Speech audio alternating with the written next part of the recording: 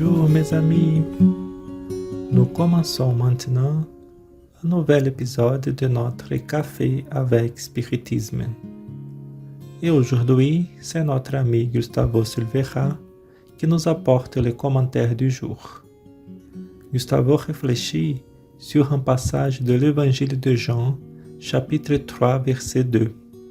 Gustavo nous dit: Aujourd'hui, nous allons commenter un peu l'attitude de Nicodème qui recherche le dialogue avec le Christ. Jean, l'évangéliste, nous raconte que Nicodème est allé de nuit chercher Jésus. Ceci est un fait qui nous paraît sans importance, mais sur lequel nous pouvons avoir un nouveau regard, afin que nous y trouvions des leçons pour notre propre vie. Tout d'abord, il nous faut rappeler que le principal thème de ce dialogue de Jésus avec Nicodème est la réincarnation, mais pas seulement cela.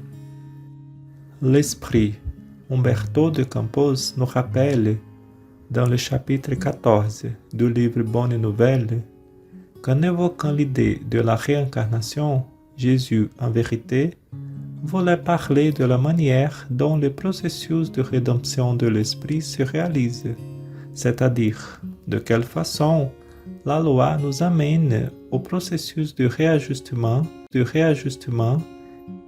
et de régénération de nos âmes. Et ici, il est important de ne pas confondre. Les processus de rédemption ne se produisent pas selon la loi du œil pour œil, dent pour dent. Ils se produisent plutôt par l'amour et par la miséricorde.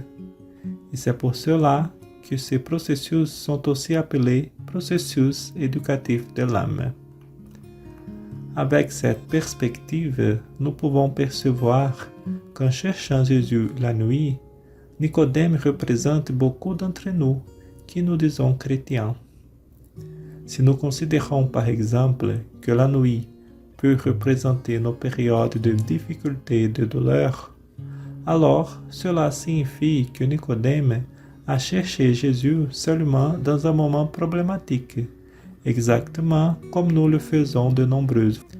Dans ce sens, nous aimerions souligner deux choses. La première est l'action de Jésus face à Nicodème, et la seconde est que nous réfléchissions. Quel est exactement le problème de chercher Jésus seulement dans les moments de douleur et d'angoisse? Pour la première question, nous voyons que Jésus a accueilli Nicodème. Pourtant, il ne s'est pas abstenu d'offrir aux pharisiens une extraordinaire leçon. Jésus l'a reçu, a parlé avec lui, l'a entendu et l'a enseigné, sans se fâcher, sans aucun jugement. C'est-à-dire que, dans ce qui est proposé ici, nous pouvons naturellement conclure que Jésus ne va jamais nous refuser le soutien dont nous tous avons besoin. Car Jésus aime de manière pure, il ne fait jamais de négociation ni demande rien en échange. Il n'est pas possible d'imaginer Jésus disant quelque chose comme ceci: « Eh bien, tu ne me cherches que quand tu souffres, ce n'est pas possible ainsi, je ne vais pas t'aider. » Jésus a toujours la main tendue pour qui le cherche, même si celui-ci ne le fait que dans les moments de douleur, car l'amour de Jésus pour nous tous ne diminue pas en raison de notre éloignement. Toutefois, il est juste de remarquer aussi que le Maître ne s'abstient pas de nous offrir les leçons nécessaires, car il veut avant tout notre véritable bien. Alors, cette idée nous amène à réfléchir sur le second point. Si Jésus nous aide toujours dans nos problèmes, s'il a toujours la main tendue, alors, existe-t-il vraiment un problème dans le fait de le chercher seulement dans les heures difficiles? S'il nous aide toujours, alors nous pouvons continuer ainsi. Regardez, je ne sais pas vous, mais pour moi, une compagnie comme celle de Jésus, je pense que je voudrais l'avoir à tout moment. Si avec lui les douleurs sont plus petites, combien plus grandes seront les joies vécues. Cela signifie chercher Jésus aussi pendant la journée et pas seulement la nuit. Mais nous souhaitons apporter une autre vision sur ce sujet. C'est que si nous ne cherchons Jésus que dans les instants de douleur, nous serons toujours dans la position de l'enfant qui demande, sans attendre la maturité, sans souhaiter la croissance. Par contre, si nous cherchons Jésus à chaque instant, dans les moments de douleur ou de joie, de bonheur ou de tristesse, alors nous allons augmenter notre capacité à le percevoir. Nous allons perfectionner notre sensibilité en ouvrant plus notre cœur et ainsi nous pourrons, avec plus de facilité et plus de sincérité, sentir l'action incessante de Jésus. Jésus est toujours avec nous, mais il faut que nous fassions des efforts pour le ressentir, comme s'il s'agissait vraiment d'un exercice de notre âme. Tant de fois étouffés par les obscurités de la matière, mais avec l'entraînement et avec la persévérance pour voir l'action du Maître, nous pourrons rompre ces barrières et percevoir Jésus avec nous.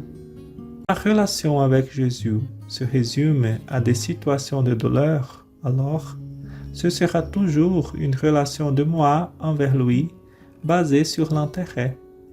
Et cela me ferme à la perception. Si je regarde vers Jésus seulement par intérêt, je ne réussis pas à le percevoir réellement.